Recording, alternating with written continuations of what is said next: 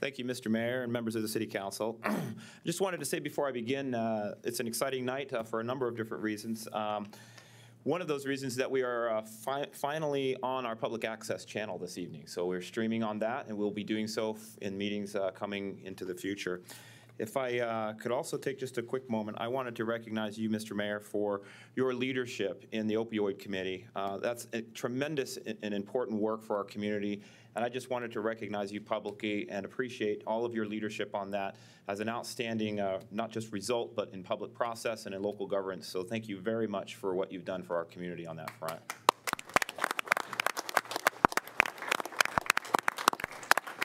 I have one more meeting, so don't get too excited. Okay.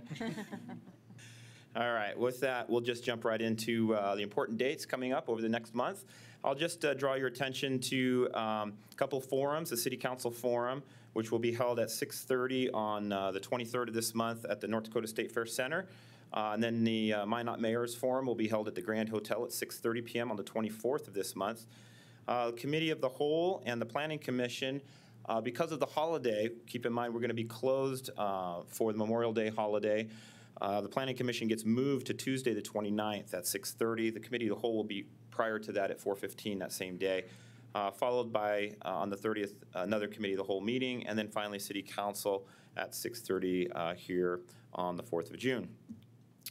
Wanted to update you quickly on the FEMA risk maps. You may recall that back in November, we held a very large meeting for several hours with members of the United States Geological Survey, FEMA, the State Department of North Dakota, or excuse me, State of North Dakota, and a lot of other organizations, Army Corps of Engineers, county staff, city staff, where we talked for a long time about the preliminary maps that were developed by FEMA to characterize our community as it related to floodway and floodplain mapping.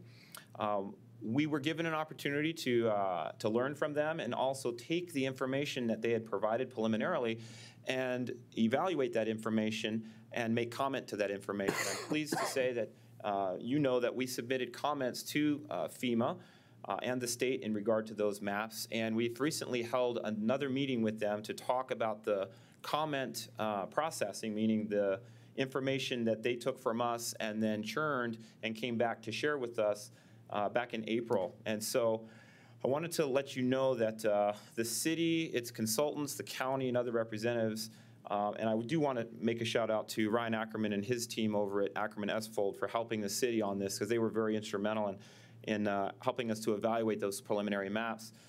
We identified that guidance documents that were used in the development of the preliminary maps were actually outdated by FEMA, and so we petitioned for them to use the new guidance and to apply that new guidance document for floodway mapping, which they have agreed to do. When they did that work, and they did this work at their expense, essentially they found out that there were several revisions that needed to be made. So they are in the process now of revising the flood maps using the updated information or the floodway mapping guidance document. This is great news for Minot on a couple of different levels, because this will result in improved maps for our region, which will be much more accurate and representative of the information and the best available science that's been identified in the guidance document. It will also delay the map implementation, which in some ways is good for us, because this will allow us to, in the interim, build or continue to build community rating system points, which will allow us to move more toward an adjustment to the flood insurance premium rates, and it will also allow us time to advance flood control projects, which will have also an impact on these maps going forward. That being said, I do want to remind you, as well as our community, that these maps are really just risk maps. So even though the maps don't necessarily go into effect now for what will likely be a year's delay, the risk still exists, and we want to make sure that our community is aware of those risks and does what it feels is in its best interest to mitigate for those risks. And of course, we always recommend purchasing flood insurance. So that's just a quick update there. I wanted to show you what one of the maps. There are several maps throughout our region, like this one, that show the changes between what the preliminary maps were proposing and what the new maps are now proposing. For example, when we compare the new maps to the June 9th maps that were of last year that were developed, we know that there have been several revisions, and those revisions include a reduction of about 35% in the number of impacted structures in the floodway. That's huge for us. We also had a significant reduction in the number of acreage that was also added. For example, the current calculations show that 72 acres were added in the floodway with this revision, but 167 acres were removed from the floodway. So these are important numbers for us because what we're able to do is take more and more properties and structures out of the floodway by using the updated guidance. So I just wanted to share that with you. Next, we'll move on to the risk map schedule. As I mentioned, in November, we had the preliminary map discussions. In April, as I mentioned, we had the community meeting, or the, comment meeting. The comments were being adjusted or being taken in by FEMA and being adjusted by FEMA staff, and a revised preliminary map is slated to come out at the very end of this year, so December of 2018. There will begin a 90-day appeals period on March, or in and around March of 2019. By August of 2019, all appeal comments should be provided. And then about September time or so, the letter of final determination will be developed. And finally, the map effective date will occur about 6 months later in March of 2020. I will stress, as FEMA has stressed to us, this is the earliest possible time frame. It is likely that it will be later than these dates. But I just wanted to mention that this has been a work in process for some time, and this is the schedule that they provided to us at the April meeting. Moving on to the High Water Initiative project. This was kind of an interesting project. I know that you've been kind of kept abreast as we've gone along. We are trying to ensure that this community doesn't forget about the 2011 flood. And by doing so, we've created an initiative to establish signs around our community, in this case about 12 to 15 locations where signs will be placed on various power poles or other poles that will identify where the flood level was in 2011. We were looking for a sign that would be representative and informative for our community, and held a contest where multiple sign renderings were established or provided to the city.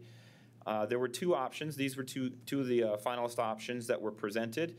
Option one did finally win out, but just narrowly by 51% compared to 49%.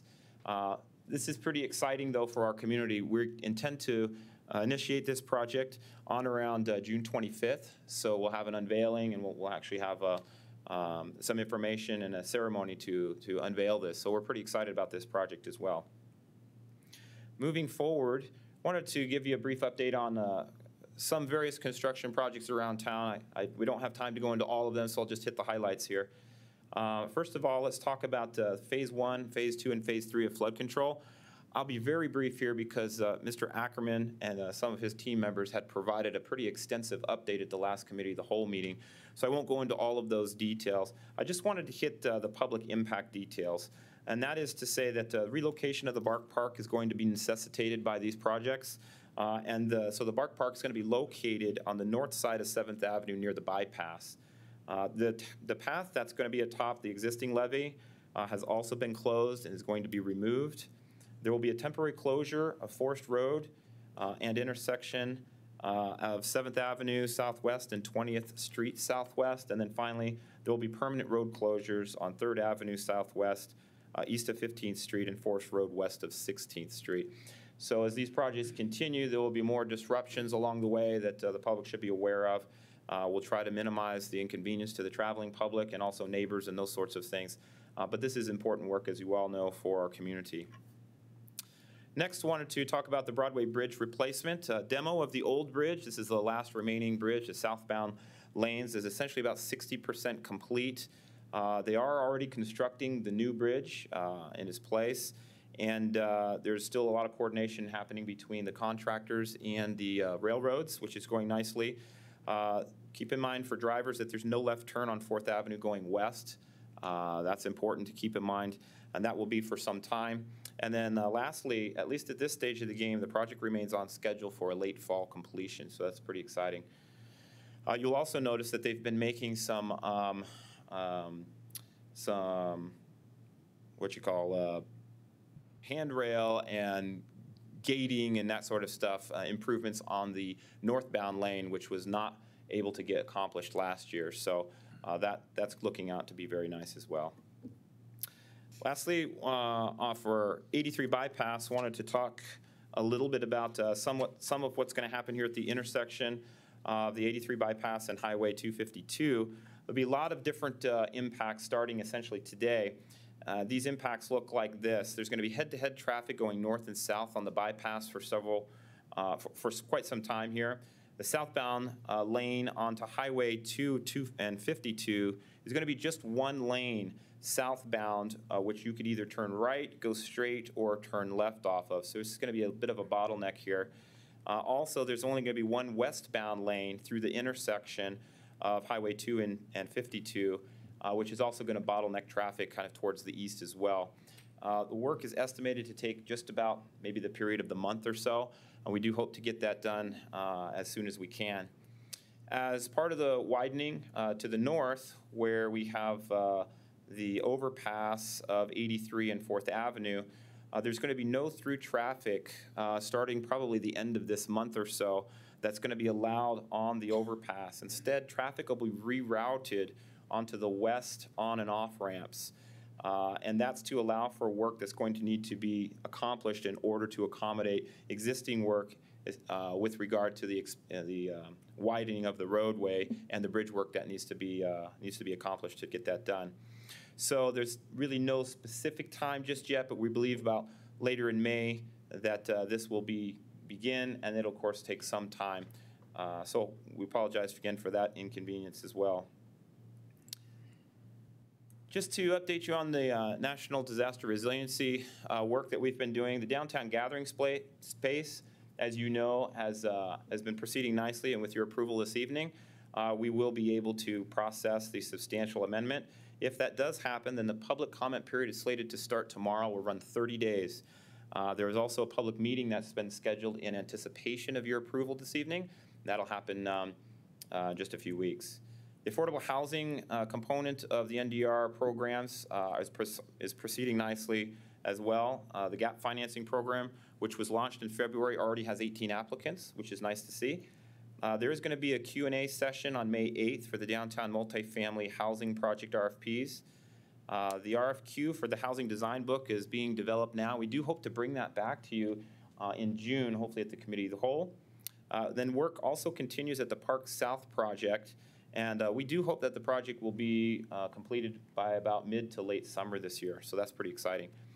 The family shelter, we are awaiting a proposal submission from the Family Shelter Advisory Group. And then lastly, on the acquisition program, the bids have been open for the contractor, which has been identified for demo. And also we have the Home Sweet Home demolition, which is going to be scheduled following approval of the contractor here shortly. So wanted to just stop for a second and kind of update you on the acquisitions piece of where we're at in flood control, because we're watching these funds dwindle quickly as we advance our flood control projects. And so with that, I wanted to just alert you to sort of the funds that are remaining both in acquisitions, funds that are remaining in relocation and in demolition. So on the very right-hand side, you can see the budget and what's been spent, and then on the left-hand side, you can see the total funds that are remaining. And there's no plan necessarily finalized for the state money yet, because we are looking to petition the state legislature this next biennium for more money to help us with the acquisitions. We are short about $8 to $10 million just for the current acquisitions that we'll need for flood control. So this is a priority for us. And then I did want to mention also that the more of these properties we take off of the tax roll, the more of a financial hit that is for the city as well. So far, we have taken off almost $40 million worth of tax value by acquiring properties throughout the city. This, of course, places a bigger burden on those properties that remain, especially as it relates to continuing to finance flood control and other operational costs as well. So I just wanted to point that out as we move on. Tom? Yes? The dollars you were just showing us, are those NDR dollars or those state dollars? Are they both included in this? I'm just curious. Yes, my understanding is that both are included. Let me turn to, are they not? Is it just NDR? Just NDR. Sorry about that. Yeah. Very good. Other questions? All right. On the parking structures, there's been quite a bit of work done on this as well. Most of this was presented to you during the committee of the whole through the transition plan. So I won't read all of this, but there is an enormous amount of work that has already been completed in the short time that we've taken management and operational control over those structures. That appears on the left side of the screen. A lot of things that we're still in process, which is in the middle of the screen. And then longer term, we have quite a bit of work to do in regards to the parking ramps and long-term plans for those parking ramps going forward. So that's sort of on the right-hand side of the screen. I am pretty proud of the team. I want to appreciate and thank Lance Meyer and also Dan Jonason for their assistance and their staff's assistance in helping to put the transition plan together and working that plan so that we are as far along as we are at this point in time. They've done a really nice job with this, and I'm grateful for their time and effort on it. Wanted to also briefly touch on some exciting news. The city of Minot, our downtown is actually going to be included in the governor's submission for census tracts to the United States Department of Treasury. And if accepted, the downtown Minot would be designated as a new opportunity zone, which would allow it some significant federal tax benefits to those who are looking to invest in our community. There's quite a bit more information that's been shared, I think, with you both in email and is included also on our website. So I turn you to that. But this is pretty exciting because with Renaissance Zone designations and also with the Opportunity Zones and other designations, we continue to push for our downtown to be a very attractive place to invest. And that's really the point to revitalizing our downtown. So we're doing some very, very great things there. Wanted to touch base on the landfill expansion just quickly also. We did hold a neighborhood meeting with the impacted, or mostly the impacted and affected community members. So we sent about 430 letters in and around to neighbors in and around the landfill. We had probably 100 or so folks that attended the meeting. As you might imagine, this meeting is, and the subject matter for that matter, is one that's fairly emotional for many people. It was great to have the members of the community that came out to talk with us about this and for us to be able to share and have an exchange on kind of the process forward. As we explained to the community members that did attend, we're going through an iterative process, and this process will include continual meetings to make sure that we can identify all the issues that the community members have and to make sure that our consultants and our staff can identify and respond to every one of those issues for our community. I think one of the things that I have found in the short time that I've been on this project with the staff is that, much to, I think, maybe even some of our community members' surprise, this has been a discussion topic in our community for the better part of almost 2 decades. In fact, we have found a documentation back to 2004 and 2005 where the Public Works Committee and the Safety Committee, as well as the council, has discussed this. And they even entertained an offer for the very same property that we've purchased back then at $3,000 an acre, which I think the community and council was concerned about that price at that point in time. And ultimately, that never did come to fruition. But this expansion has been talked about for some time. We have promised to the community that we will be looking at all options, including not just the expansion option, but we'll also be looking at new siting options as well. And so we appreciate the support of the City Council not too long ago for allowing us to add that work to the project and to go through a complete siting analysis as well as a cost comparative analysis as well. That'll be great for our community. So stay tuned. Additional meetings will be set. In addition, we are creating a focus group of various community members. That focus group will be identifying certain industry and community and other leadership positions around the city that we'd like to have a small group come in and really help us through this process. So that's being developed right now. I don't think we have anybody yet that we've invited, but soon the staff will be reaching out and trying to get folks who are interested to attend that focus group, which will help to, again, lead the work of the team. All right, budget workshops are just around the corner. If you approve the project or the budget schedule that was included in your committee of the whole packet this evening, then the budget workshops will be slated for June 14th and the 21st from 4 o'clock to 6:30 in the evening. They will be held over at the same place we had them last year, which is the auditorium room 203, I believe. There'll be several components to the workshop. The first, the June 14th workshop will be primarily focused on government budgeting, revenues and expenses, that sort of stuff, as well as current and historical challenges. And then finally talk a little bit about the current financial position of the city. If all goes to plan, we'll stop there. And then in the second meeting, we'll talk about the options going forward. This will be a little bit different than we held the budget workshops or the format we held last year. Last year was more sort of educational. While certainly we intend that to be the case on the June 14th workshop and for part of the June 21st workshop, we have devoted quite a bit of time for discussion. So that way we can get ideas as it relates to the alternatives that we're going to provide and ultimately the recommendation we hope to be able to have for you at that point in time as well. So that's the plan now, or the plan for now. And that is subject to change as we get, closer and closer. But that is hopefully what we'll be able to provide for you at that point. We've gotten a lot of questions about street sweeping and a few complaints. So I thought it would be helpful for the community to see what the street sweeping schedule looks like. The city's being divided up into 4 quadrants, kind of as you can see here on the map. And each of those quadrants will be addressed at various times. The northwest between April 30th and May 11th, the southwest between May 21st and 1st, the southeast between June 4th and 15th, and then finally the northeast quadrant between June 18th and 29th. So we wanted to make sure that's information also on our website. We want to get it out here in the public as well. A couple other important announcements coming forward. The household hazardous waste and the electronics waste or e-waste collection event will happen this weekend. Really, it will be Friday and Saturday from 8 to 5 p.m. and it will be located in Public Works at the Public Works facility. We take oils, paint stains, cell phones, computers, all kinds of other electronics and those sorts of things. So bring all that stuff out and help us dispose of that waste properly, if you will. Finally, Spring Cleanup Week is it's not that far away. We have May 14th through the 18th, where we'll be doing spring cleanup.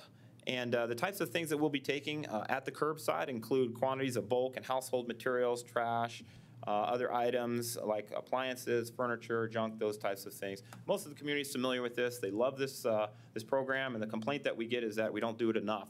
So we'll have to evaluate whether or not we can maybe throw a few more days in throughout the year. But at least this isn't too far away for most of our citizens. I wanted to also update the City Council quickly on the Storm Readiness Achievement Award that or designation that we've received. Ward County and the City of Minot partnered together and are now been recognized as a storm-ready community. This is really great for us for a couple different reasons. I'll share those with you in just a moment, but the types of things that we had to do are here on the screen. We had to make sure that we could prove that we had a 24-hour warning point and emergency operations center, that we had more than one way to receive severe weather warnings, that we could create a system that monitors weather conditions locally, and that we promote the importance of being ready for storms, and that we develop a formal hazardous weather plan, including training for severe weather spotters and holding emergency exercises. All this stuff's been done in concert with Ward County, and I do want to thank Amanda Schooling and her team at Ward County, and Dan and our team here in the city for working on this and getting this designation. The real benefit for this designation is that this applies to points on the community rating system. So as we continue to advance hardscape improvements like flood control projects, we're also doing what we can with these types of programs to minimize the impact to our citizens and by helping them to reduce ultimately the costs of the premiums for flood insurance. So another really great program and a great feather in our cap as well. You may have heard a little bit about this last week in Committee of the Whole, but just quickly, mostly for the community, I wanted to point out that the Minot International Airport, under the leadership of Rick Feltner and his team, have done an outstanding job 2 years in a row now. We've had 2 very clean FAA Part 139 certification inspections. these are difficult inspections, and typically these inspections last about 3 or 4 days, and it's essentially a cavity search of the operations of the airport. And to not get one single finding 2 years in a row is a tremendous accomplishment for the men and women and the leaders operating our international airport. So a huge thank you to them and for their leadership on this. This is an outstanding accolade for our community, and it goes also to one of the comments that was made last week in regard to airport safety.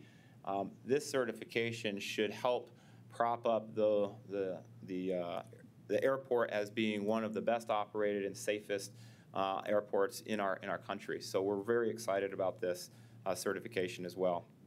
They'll be back next year, as they always are. It's an annual inspection. Moving on to the fire department, we have 9 new recruits, I'm proud to say. This is great news for us. We do hope that all the recruits will make it to the graduation, which will be May 25th at Fire Station 1 at 3:30, and we hope that you'll meet and congratulate them there as well. Some sad news to report in the fire department. After nearly 31 years of working for the city of Minot, he breaks the mold as it relates to the retention issues that we're kind of struggling with. He's been 31 years with the city of Minot, which we're very, very proud of. Assistant Fire Chief Dean Lennertz will be retiring this month. He started as a firefighter in 1987 and has worked himself up the ladder to becoming Assistant Fire Chief in 2016. We're very proud of him and his accomplishments. We do hope, however, that he won't go away. There is some work for him if he would like it as it relates to doing some inspections and those kinds of things on a part-time basis, maybe going forward. No pressure for Mr. Lennertz on that, maybe just a little. But anyway, I do wanted to recognize Dean for that. This is a tremendous accomplishment. Are you here, Dean? He's not. Okay. Yeah. All right. Anyway, we'll move on then. The library and our building inspection and building department inspection department have teamed up together. You might say, what? You know, what's going on here with building and the library? Well, as you may know, the vistas that we had on for the last year, one of their assignments or activities that they chose to work on was to create a tool library. So in our public library, we also have a tool library now, you know, different kinds of tools and other sorts of things to help, you know, folks around our community have access to equipment or tools that they can use to, you know, do whatever projects they have in their home. To promote this, we also had the building and inspection staff come out and hold workshops. We've held 2 workshops so far. We were pretty pleased with the attendance, particularly because these were kind of new workshops for us. But we had a deck, you know, workshop where we had staff come out and talk about how to build decks and the permitting process, what type of permits to get, and those sorts of things. And the same thing happened as well with sink installation workshop. We're pretty excited about this. Hopefully, there will be more of these moving forward. But it's really great for our citizens. It's really great for the library and also for our inspection staff in regard to outreach and education as it relates to home improvements. I wanted to, we're near the end of my report, so I wanted to ask Captain John Klug and also Chief Jason Olson to come up. And Mayor, you are welcome to join us as well, please. We do have some life-saving awards that we wanted to hand out for outstanding work by a couple of our police officers. So with that, I'll turn over to Chief Jason Olson. Thank you, Manager Barry and Mayor Barney and members of the council. Thank you for giving us a few minutes. I'd like to ask Officer Christian Shade to come up. Christian is one of our newest officers, and we're very glad to have him aboard. He's been with us for about 5 months now, and he's progressing well with his training. And I also want to ask Senior Officer Andy Melhoff to come up. Andy has been with us for about 5.5 years, and Andy takes on, in addition to his normal duties, he is a field training officer for us and does outstanding work teaching the new officers how to do their jobs. And very, very proud to have Andy on our department. I consider Andy a rock star. So he's an excellent police officer for our community. So with that, Captain John Klug is Vice President of the North Dakota Peace Officers Association, and he's going to present them with some awards. North Dakota Peace Officers Association received a Lifesaver Award nomination on February 14th, and read as follows. On February 11, 2018, at approximately 3:09 p.m., Ward County deputies and community ambulance were dispatched to a residence in East Ridge Acres, which is just on the east edge of Minot, and is located in the county. The call came out as a female that was unconscious and had possibly overdosed. Although this call was within Ward County, Senior Officer Melhoff and his trainee at the time, Officer Christian Shade, responded to assist. Upon their arrival, they found the female laying on the floor, who was not breathing and turning color. One other subjects on scene stated the unconscious female may be a heroin user. Officer Melhoff administered 2 doses of Narcan, and the 2 officers hooked up the AED and followed the instructions to give CPR. After several chest compressions, community ambulance arrived on scene and took over. The female was transported to Trinity emergency room by community ambulance, and the 29-year-old female survived thanks to their help. So when we consider this as the North Dakota Peace Officers Association, we review it as the following. The life-saving award is given to a law enforcement officer that by his or her actions significantly contributes to the saving of a human life, and we vote unanimously that they both deserve that award. So, Senior Officer Melhoff, thank you.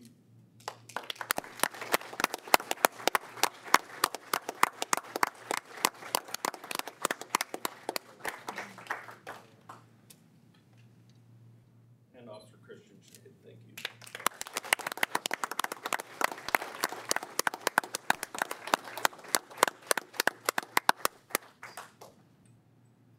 There you go. Just want to thank you.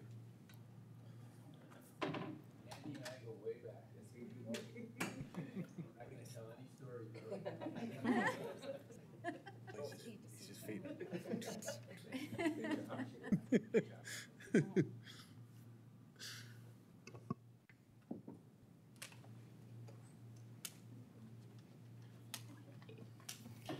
Well, thank you and congratulations again.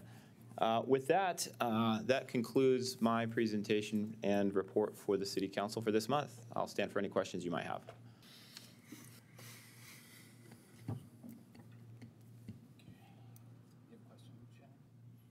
Yeah.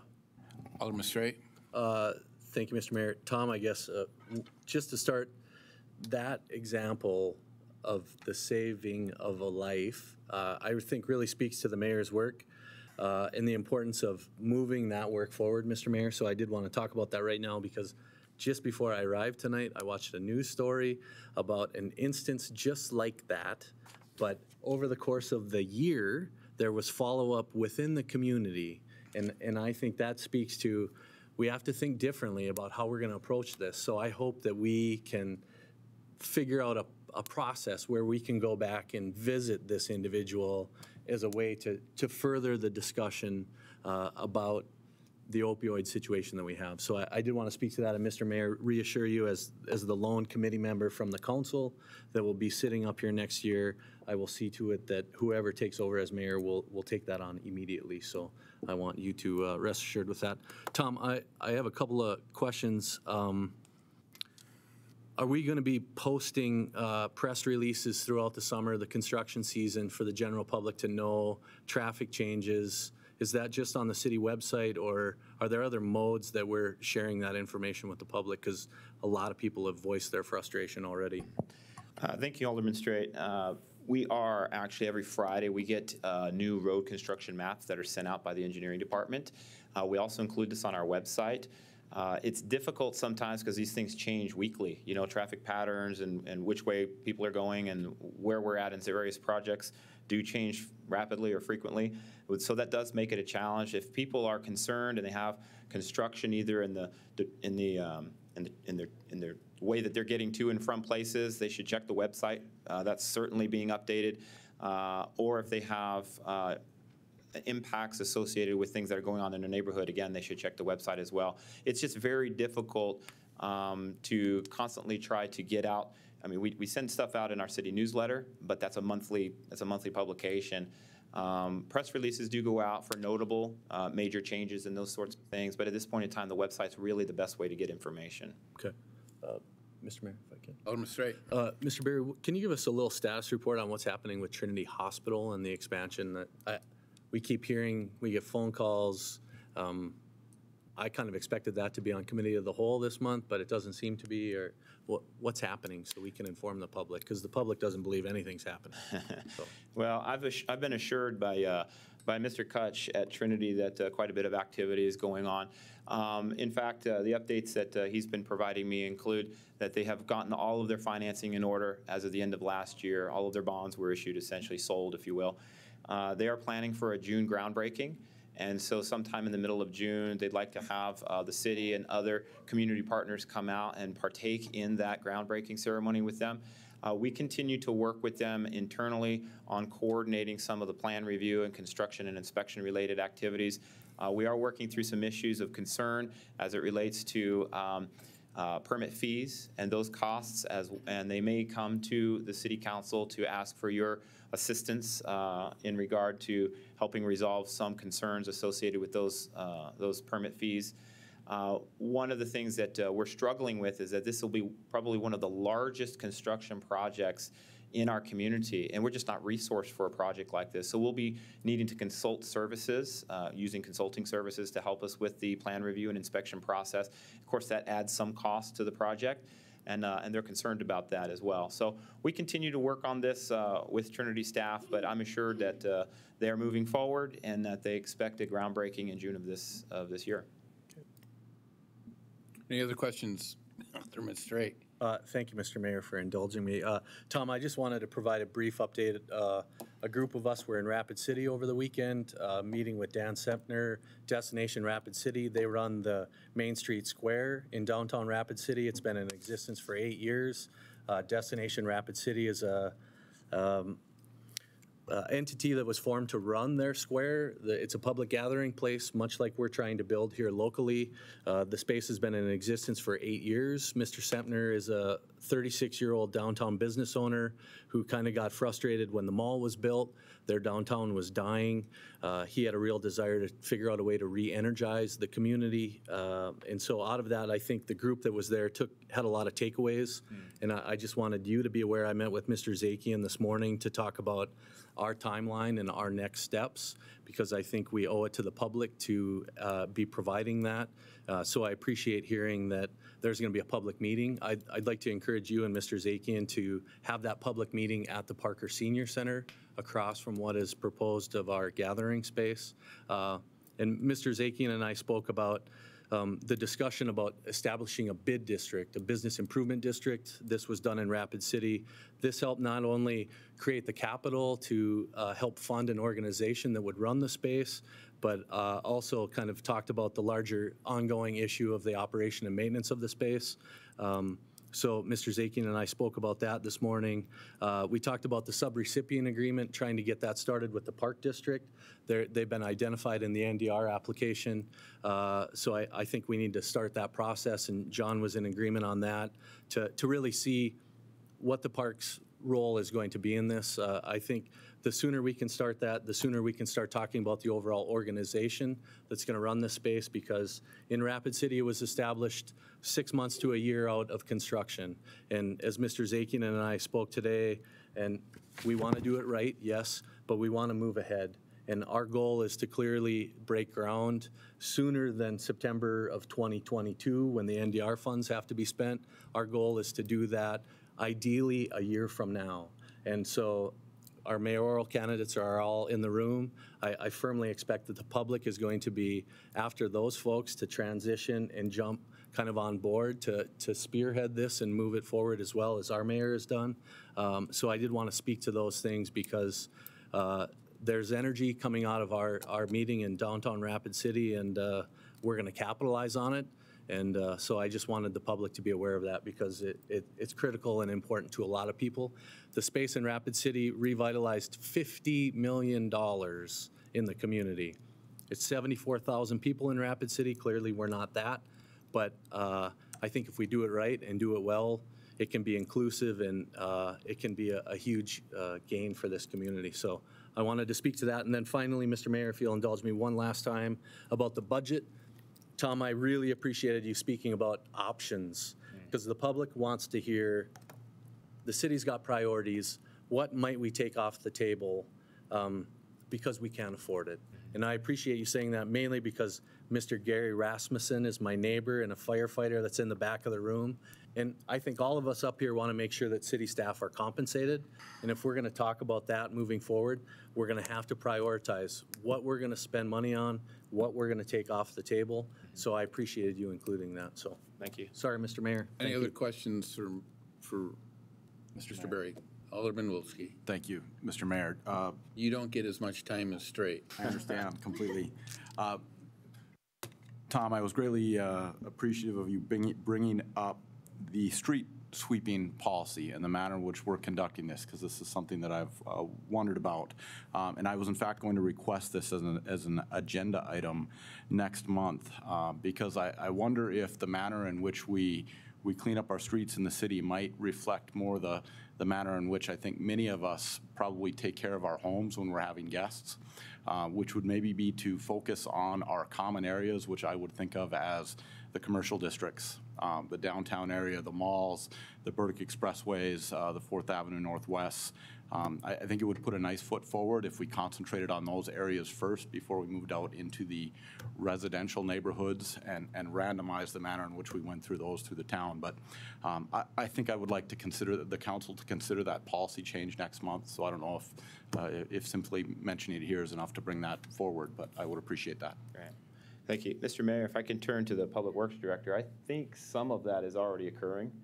Our major arterials, correct me if I'm wrong, Mr. Jonason, but our major arterials are what we do first. I mean, if you've noticed travel on most of Burdick, for example, and most of 83, through, or Broadway, through town, those streets are pretty well done. And this work starts early also, in attempt to try to free up a lot of this from being run off. A lot of the sediment, for example, will be running off into the storm systems and that sort of thing. So we are, to a certain degree, approaching it the way that you've just described, and perhaps what we can do is get you more information about that program, and then you can determine whether or not, if you feel that some adjustments in that program are warranted based upon that. Alderman Wolski. I appreciate hearing that, Tom. The reason I bring it up is, and it was very early after the weather broke. We wouldn't have hardly been able to be out doing the work yet, but I was at an event in downtown. There was so much dust on the street. The wind kicked up a little mini cyclone, and it kind of it gave everybody who was hanging out at this event on the sidewalk, and there were a number of people there, kind of a gritty experience, let's just call it that. So my hope is that if we were able to maybe make a slight adjustment, we might be able to clean those areas up a little quicker. But Thank you. Any other questions for Mr. Berry? Get up here quick. All right. Thank you all.